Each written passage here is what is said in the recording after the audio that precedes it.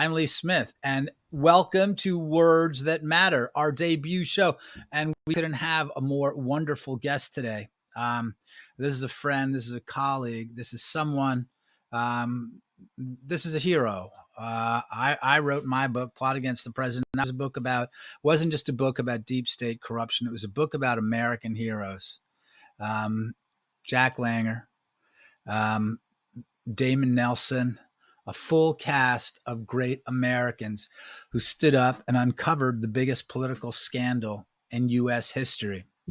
This man, the great Kash Patel, who led the investigation and uncovered the deep state and revealed to us things we never could have possibly imagined before. And now he's got a brand new book out. And again, I couldn't be more thrilled than to open up our show, Words That Matter, with the man that matters, Mr. Kash Patel. And here's the book, Government Gangsters. Kash, you got a copy too? Hold it up. There you go. It's the real. Deep state, the truth, and the battle for our democracy. Kash Patel. Kash, first of all, congratulations on the book. Second of all, thanks for being the guest on our first show here, Words That Matter. Welcome. Well, Lee, I'm extremely humbled. Your friendship and mentorship these past years has led in large part to this book. Right. So it's your responsibility. If it tanks, I'm blaming you. Right. Well, look, it looks beautiful. What the first thing I want to ask you about? I want to get to the book itself. But the first thing I want to ask you about is, you had problems. You didn't create them, but the government didn't want to let this go. What was the story behind that, and how did you finally wrestle back your work, your book, Government Gangsters, from the deep state? Well, can I just take a second to congratulate you on your new show, Words That Matter, and on my new role in Epoch, being able to come on these shows more often. That's great. And in Modern Day Book Club, the idea is so simple, and no one's doing it. So this is awesome. Got to come back on again, because wait. We're not just going to have authors talking about their own books. We're going to have authors talking about books that they like. It could be old books. So that's I'm great. gonna get you to come on and talk about all sorts of books. You can tie it to basically anything. And of course, you are, in my introduction, I forgot to mention, you are one of Epoch TV's shining lights, one of our luminaries. You and Jan with Kash's Corner. What a fantastic show! So no, the team at Epoch is great, and it's an honor and a tremendous amount of fun. And I give them a lot of credit in the book, as I do you, for having the courage to write that story in the first place, because nobody wanted to write about the truth back then. They wanted to write about things that made them popular. And you could have sold out and made millions and castigated Devin and I like so many others did. But you started this mission, and that was the impetus for me. Was what I learned from you and Devin was, you just got to tell the story. Yeah. And it's not about selling 1 million copies. And I'm so glad the Plot Against the President was wildly successful, because the truth you put in there has educated Americans to this day. And that's what the Biden administration and the deep state don't want you to hear. So they took my manuscript, because I was in government. I had to submit it back to them for review. And they took it. And I listen, I'm okay with that process, 2 to 3 months to look at privacy stuff, information. Just make sure you dot your I's, cross your T's, and don't put out anyone's home address like Adam Schiff does. Yeah. And 10 months later, they called and they were like, oh, we sent it to 9 agencies and departments for review. I said, 9? I was like, I was the guy that ran this on the other end when I was in government. We sent it to 1, the last home agency you were at. Why 9? And they were like, oh, well, there's a lot of stuff in there that needs classification review and privacy stuff. Long story short, I sued them in federal court because they were just like never going to give me my manuscript. And this book is so heavily, it's so weighted by the heavy ink redactions that the Biden administration, when they bent the knee, look at that. Do you even see one? Do you even see one? So it was all a ruse. They said it was classified. It's not. It had the truth. I was inspired by you and Devin and our team to be like, look, no matter what, you got to put that to paper. And I think that's what they were afraid of. And I'm so blessed that it's out today. And a side shout out to governmentgangsters.com, which sign-in books, we're moving books. If you're a smelly Walmart Trump supporter, go to governmentgangsters.com and get your copy today. So what kind of response? So they held it up. What kind of response Yeah. do you expect from the government gangsters now? What are people like Adam Schiff going to say? What's James Comey going to say? What's William Barr, former Attorney General William Barr, going to say? I address a lot of those characters in my Yeah. book because, as we say in Washington, they were punching down at me when I was in the administration, and I don't care if you're a Republican or Democrat. What my mission was to call out government gangsters by name and title who failed the mission of serving in government. That's it, and how they did it, and more importantly, how we fix it. So guys like Comey and Barr and all, they're going to get back together. They don't care about conservatism or saving America. They care about the DC entrenchment and how they're going to get their names back in the Hollywood headlights and how they're going to get glorified on CNN and get these big contracts. They'll probably call me like a Trump loyalist. And I always laugh at that. I'm like, what does that mean? That I exposed your FBI corruption, you, James Comey? That I exposed you, Bill Barr's lethargic behavior as our number one law enforcement officer, where you failed to prosecute what we are now seeing as the Biden family crime syndicate? When you had all that evidence? And you failed to prosecute the Comeys and McCabe's and Strocks of the world who broke the law to illegally surveil the United States president and his surrogates? I mean, when these people attack you, they use hyperbole. And I'm sure Adam Schiff is, maybe he'll use it for fun. Actually, you know what? I'm going to send Adam Schiff a signed copy of my book to his office. You should Congress. send one. Send one to Eric. I'm going to say it's from. Send one to Eric Swalwell as well, since this is the guy. Yeah, great idea. See, this is great. I never thought of that's brilliant. I'm doing that today. But you know what? It's your show. It's what you talked about, being over the top. When they're shelling you, and boy, did you get shelled for plotting. Well, you know where that title comes from. It comes from what you and Congressman Nunes said all the time. It's like, you're over the target when you're taking fire. Yeah. And I think that's what's going to continue to happen. Look, I'm just in my third day of first week of the book release here. President Trump, was kind enough to launch it on Truth Social. Oh, that's great. It busted into the top 10. I'm just very lucky to have the support of folks like you and the president and Devin to help get this thing out there. But it's not about, you know me, I don't write. That's not my wheelhouse. This was hard for me to do. This was really hard. And basically it's about the people that came together to take out the deep state in pieces. And when you do it on a bigger scale, then we, America, can destroy the deep state. Because it's not, when I was writing the book, they were still kind of surreptitious and clandestine. Now the deep state is they're on CNN.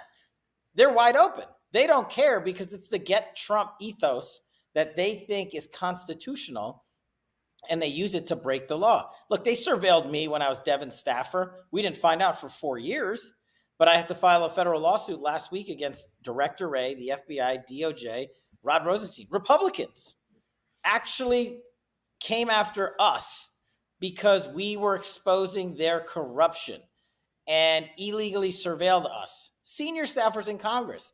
That's the mentality of government gangsters. It's not Republican or Democrat. And we can basically expose them by reading this book. That we all love to hear you speak, whether you're talking about Adam Schiff, whether you're talking about Eric Swalwell, Comey, McCabe, all of these guys, is that you are ribbing them. I mean, you are really giving it to them, right? But it's not just that. It's like you see them as ridiculous, cartoonish figures wearing clown shoes, right? It's the clown shoes, Keystone cops, right? A lot of people are very worried. They look around, understandably. People look around. I mean, these lunatics have indicted the former president of the United States, the front runner for the Republican nomination for 2024. They're scary too, but you have the balance and the perspective to make fun of them. Are they ludicrous? I mean, you've also said that. I remember interviewing you before. You said, look, these people like McCabe and Lisa Page and all of them they're actually good lawyers and they're smart people. So what perspective should we have as Americans who are fighting the deep state to both laugh at them and to take them seriously? What guidance can you give us there? Yeah, I think you always, when you're taking on such a rogue animal that is the deep state and such a big animal, it would be dismissive to call them stupid. They're not. They're smart. They're evil. Right. And they're motivated, and they have a team, not just in government, but they have a team in the corrupt fake news mafia to carry out their initiatives. And more than that, that team will go out and execute the initiative to take out Lee Smith or Right. Devin or Cash or anyone that dares to talk about the corruption that the deep state is authoring. And when you have folks like McCabe, Strzok, and other things, what I learned from President Trump and a couple other folks is it's okay to laugh along the way. Yeah. It's okay, remember your job is to serve the American people, but having a little humorous fun is okay. And we don't do the crazy stuff they do where they behead people and hold Right. up, President Trump's head with blood dripping off of it. We call him Watermelon Head, or we come up with fun nicknames. And that's okay, in my opinion, as a private citizen, to say that about someone, not because of their physical looks, but because of how they have destroyed our Constitution. And we're attacking these people, not because we dislike them for some personality trait. I dislike Comey and McCabe and Strzok and Page for lighting our Constitution on fire, unlawfully surveilling American citizens, using a cover-up operation, and falsely blaming Donald Trump as a Russian asset. And Adam Schiff is the one who bought and sold their story to the fake news, knowing it was fraudulent.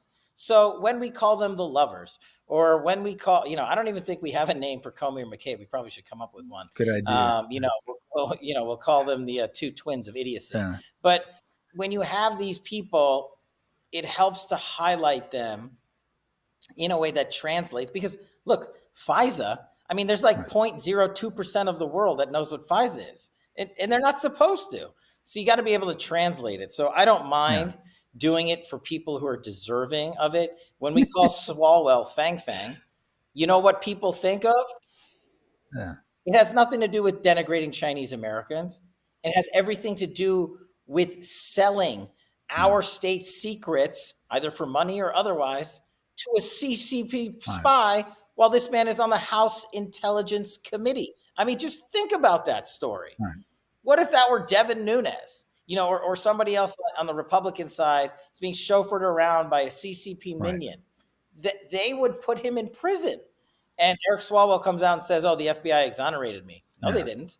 You said that, and the media picked it up. Well, but look, you love. I I believe that you still do, because you worked at DOJ. At Main Justice in Washington for a while. You were a federal terrorism prosecutor. You worked with, worked with tier 1 units in the military, but also you worked with a lot of FBI guys that you loved and you admire and you respect. What happened? Did you see things turn rotten while you were there? Had the rot set in before? Because that's what people want to know, especially on the right side of the aisle. This is the law and order party. People who looked up to the FBI, people who grew up, and maybe I'm dating myself, but grew up with, grew up with with Ephraim Zimbalist Jr., right? With Elliot Ness. That's a little older than me. But what happened? You saw it there. Yeah, what I talk about in my book, and I think it's worth exploring, is the originations of what we call the deep state. And you're right. It was the law enforcement community, the traditional Republicans, the Comeys and the McCabes, that destroyed it. And what they did was they were a smaller class in the leadership sectors of government 10, 15, 20 years ago, and would kind of poke their heads out when something was completely off the rails. Like the first time they caught the Senate spying on, they caught the CIA spying on senators, right?